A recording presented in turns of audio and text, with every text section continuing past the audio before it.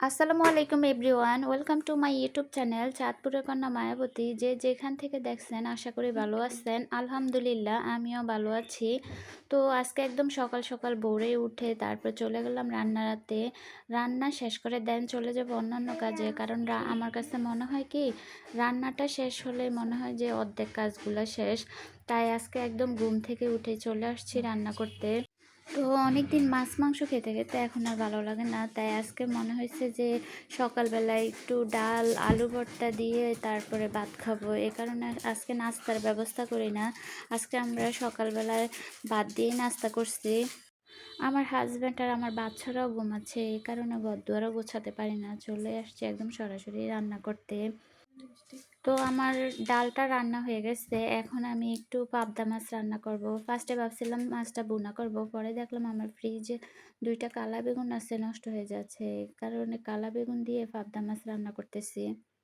অনেকদিন এক লাগাতার কাজ করতে করতে না এখন একদম আজকে কয়েকদিন আর করতে ইচ্ছে করে না, তাই আজকে সকাল সকাল রান্না করে আর কোনো কাজে গেলাম না। তো আমার রান্না এদিক দিয়ে শেষের পর্যায়ে, আর আমার বাচ্চারাও উঠে গেছে, এখন ওদেরকে উঠাইয়া ব্রাশ করিয়ে তারপর ওদেরকে নাস্তা করিয়ে দিব।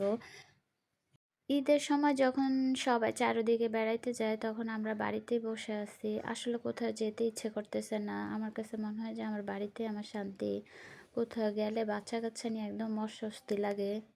তো এদিক দিয়ে আবার ছাদে এসে দেখি যে আমার হাজব্যান্ড ছাদ পরিষ্কার করতেছে। যেহেতু ওই যে ওদিন পাতাগুলো উঠাইছি, তো এখন ছাদটা একদম অপরিষ্কার হয়ে আছে। আর আমার ছাদে যেহেতু গাছও আছে, গাছের পাতা পড়ে অপরিষ্কার হয়ে যায়, কয়দিন পর পর ছাদটা পরিষ্কার করতে হয়। তো ওর সাথে আমিও একটু ঝাড়ু দিছি।